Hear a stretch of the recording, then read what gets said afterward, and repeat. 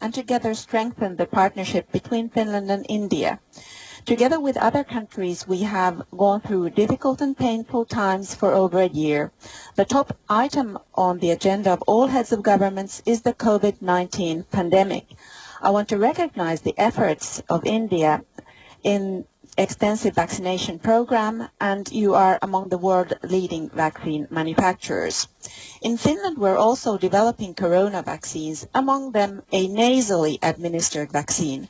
This could possibly help in vaccine distribution also in developing countries. The EU is the world's biggest exporter of coronavirus vaccines and provides funding to vaccination programs in developing countries.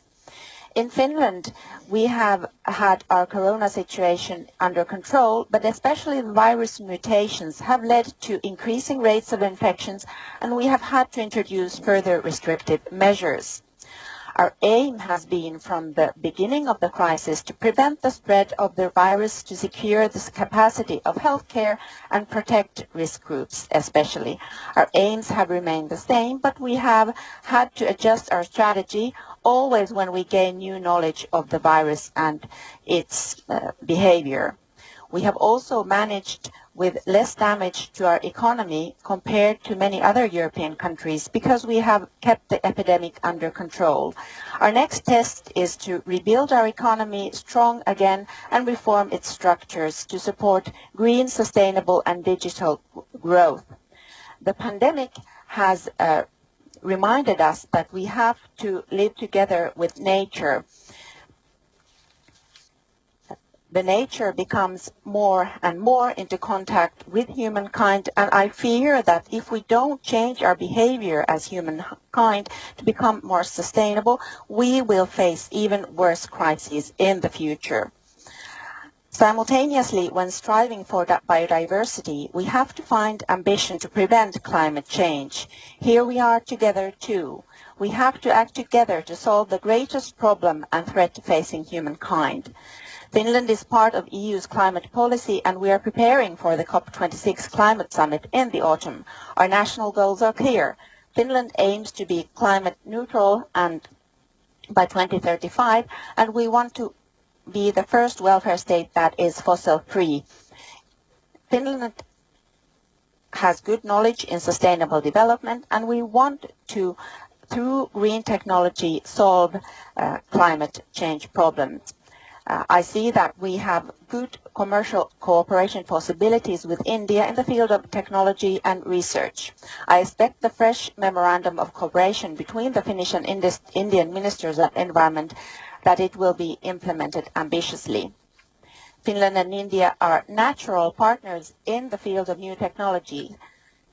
Mobile technology revolutions such as 3G, 4G and 5G were sparked partially with Finnish know-how, and digitalization is a great opportunity for us.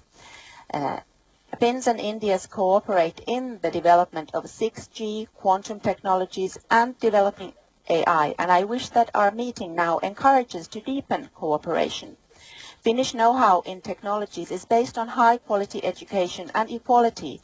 India is currently reforming its education system, as far as I understand. And the development of Finland from a poor rural country to a modern welfare state has been enabled by high-quality education. What is even more important to the success of Finland is equality and trust based on that. Finnish women gained universal voting rights with men and the right to stand for election very early on global stage. Finland has partially had a difficult history, but it has taught us that success as a society and economy requires including everyone. Women's and girls' rights and position have been the center of Finland's international activities. Even now, in the midst of the pandemic, we have to take care of the realization of equality between genders. The field of cooperation where I believe can do a lot together with India and learn from each other. We can promote international a rule-based system, sustainable development and combating climate change together. Honourable Prime Minister, I invite you now to take the floor for your introductory remarks. Excellency नमस्कार। आपके remarks के लिए बहुत बहुत धन्यवाद। Excellency, कोविड-19 से Finland में हुई जानहानि के लिए पूरे भारत की ओर से मेरी हार्दिक संवेदनाएं। आपके नेतृत्व में फिनलैंड इस पैंडेमिक को कुशलता से हैंडल किया है, इसके लिए मैं आपको बधाई देता हूं। एक्सेलेंसी, इस पैंडेमिक के दौरान भारत ने अपने डोमेस्टिक संघर्ष के साथ साथ विश्व की जरूरतों का भी ध्यान रखा है। पिछले साल हमने 150 से अधिक देशों को दवाइयां और अन्य आवश्यक सामग्री भेजे थे और हाल में हमने लगभग 70 देशों को भारत में बनी वैक्सीन की 58 मिलियन से अधिक डोजेज पहुंची है। मैं आपको आश्वासन देना चाहता हूं कि हम अपनी क्षमता के अनुसार पूरी मानवता को आगे भी सपोर्ट करते रहेंगे।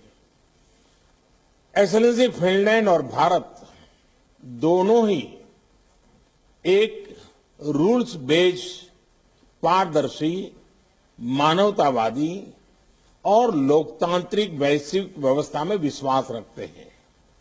Technology, innovation, clean energy, environment, education, ऐसे क्षेत्रों में हमारे बीच मजबूत सहयोग है। पोस्ट कोविड काल में वैश्विक आर्थिक रिकवरी के लिए भी सभी सेक्टर्स बहुत महत्वपूर्ण होंगे। क्लीन एनर्जी के क्षेत्र में फिनलैंड ग्लोबल लीडर है और भारत का एक महत्वपूर्ण पार्टनर भी है। और आपने जब क्लाइमेट की चिंता की तो मैं कभी कभी हमारे मित्रों को मजाक में बताता हूं कि हमने प्रकृति के साथ इतना अन्याय किया है और प्रकृति इतनी गुस्से में है कि आज हम सभी मानव जात को हमको मुंह दिखाने लायक रखा नहीं है और इसलिए हम सबको मुंह पे मास्क बांध करके अपना मुंह छुपा करके घूमना पड़ रहा है, क्योंकि हमने प्रकृति के साथ इतना अन्याय किया।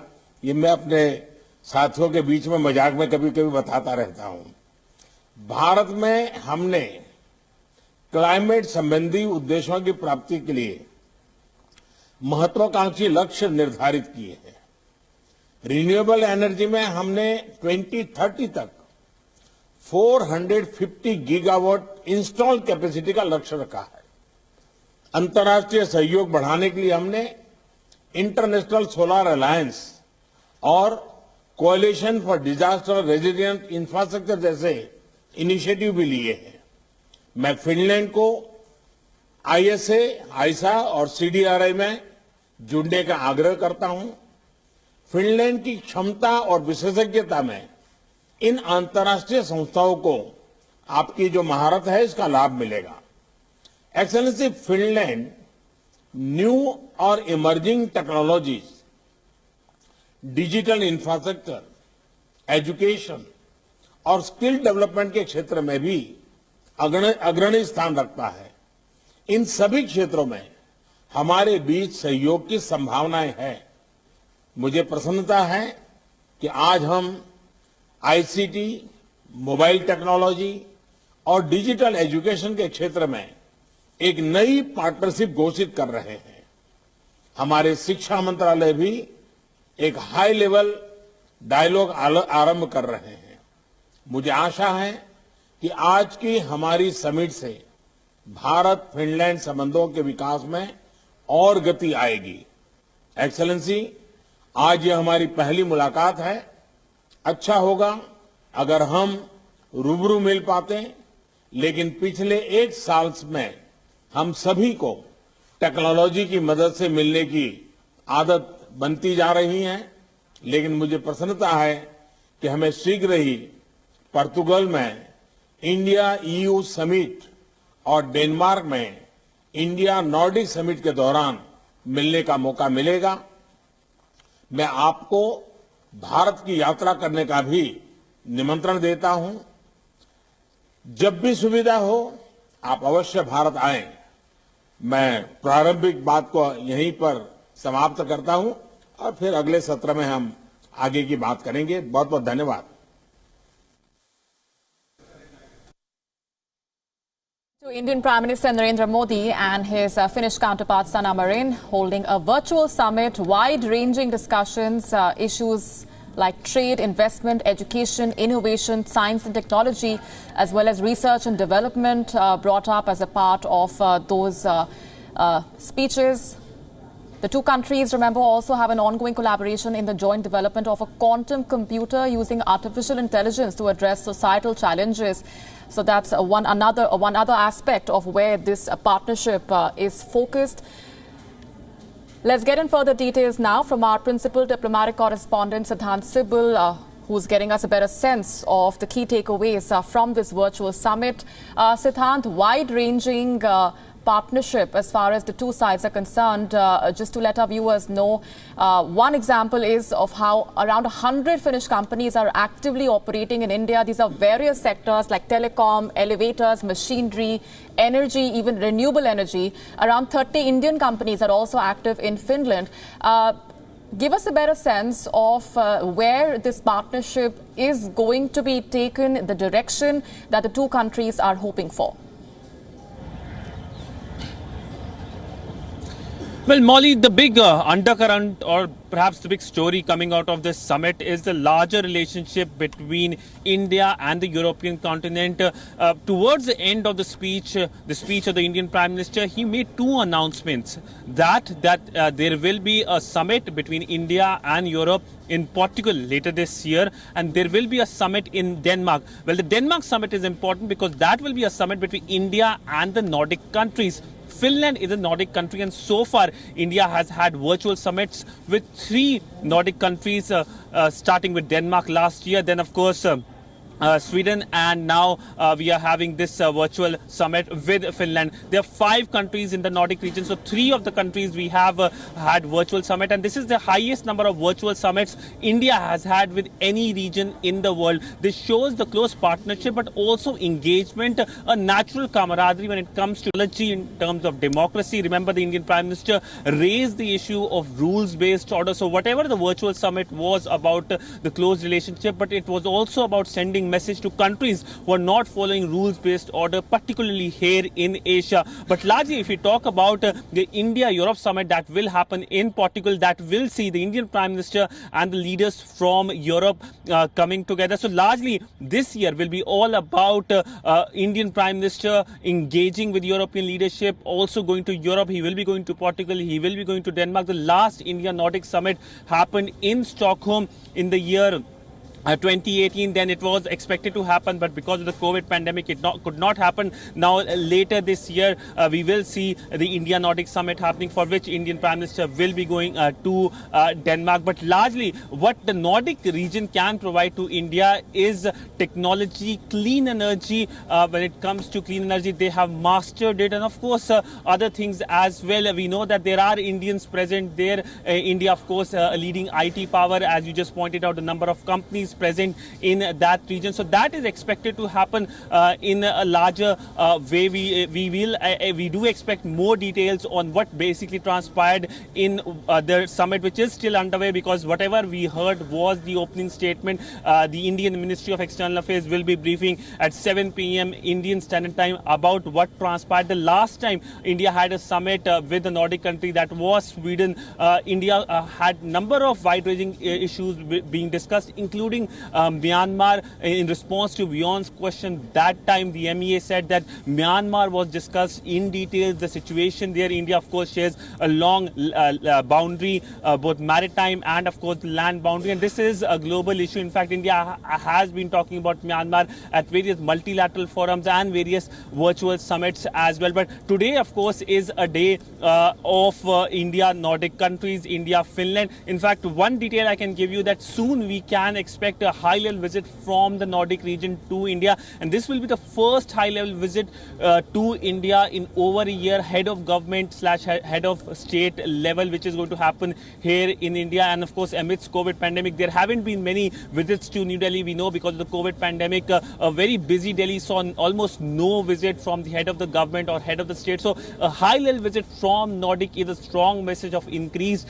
engagement. The last high-level visit to India was in the month of February 2020 when Myanmar's president had visited India, and before that in the same month itself we saw the US President Donald Trump visiting India. So this visit coming shows that how India is increasing its engagement with the larger Nordic region. In fact, while we are talking about Europe, UK of course is not part of the European Union now, but earlier today we saw the announcement being made by the PMO of UK, saying that the British Prime Minister Boris Johnson is expected to visit India by the end of April, and his visit is expected to happen just before the EU summit. So clearly a lot of engagement, and it shows India's level at the international stage, how various global capitals are wooing New Delhi.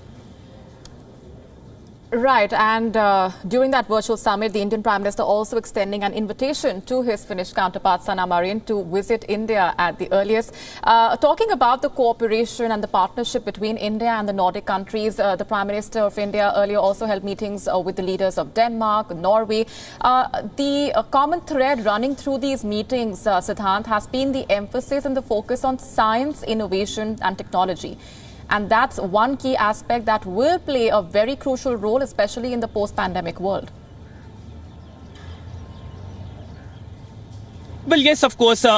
Let's understand the Nordic region. This is a region which is very modern in terms of use of technology. These are welfare states as well. These are very costly places. The cost of living is very high because of the high taxes. But remember, these taxes are used to provide welfare services to their nationals. So Nordics as a region has been a role model for the world. And of course, a lot of things that India can learn from Nordics. And the Nordics can also learn from India, and increasingly they see India as a major power. They see India as a major democratic power, and that is why there is an increased interest from the Nordics towards India. We know when it comes to Asia, of course, if you look at the Indo-Pacific region, there has been increased focus in this region. And if you look at countries like China, there are of course worries internationally, and that is why more and more countries, especially European countries who share same democratic values with India, are looking towards New Delhi. In fact, one thing I can highlight is the last summit, the India-Sweden virtual summit, saw the Swedish Prime Minister saying an interesting line. He said that India and the European Union are democratic superpower. This is a huge statement coming from a leader from Europe, essentially equating India and European Union as democratic superpowers. And this is something that comes amidst the criticism as well. We know that there have been reports coming from Freedom House saying that India is partially not free, and this negates, because this is a comment by head of the state saying that India is a democratic superpower, and this is an NGO based in Washington which is coming out of that coming with these reports, which of course have been rejected by New Delhi as well. So largely, increasingly we will see that more and more European countries looking towards India, looking towards New Delhi for increased engagement, whether it is at technology, whether it is climate, whether it is on COVID as well. We know that the Indian Prime Minister highlighted India's vaccine Maitri initiative. India has provided vaccines to 70 countries as of now, including UN health workers. Most of it is commercial, and a large portion of it is also via gift. In fact, India has gifted vaccines to all its neighbors, barring of course Pakistan. We know the reason behind it, the political reason between Islamabad and New Delhi, but largely this is something that has been lauded by the United Nations as well. And amidst increased vaccine nationalism, India has emerged as a role model. How a country which has been criticized a lot came about at the international stage and gave vaccines to many countries while making sure that its domestic vaccination program continues. Indeed. Leaving it there for the moment, Siddhant, appreciate very much for joining us to give us a better sense of the partnership and the cooperation between India and the Nordic countries. WION now available in your country. Download the app now. Get all the news on the move.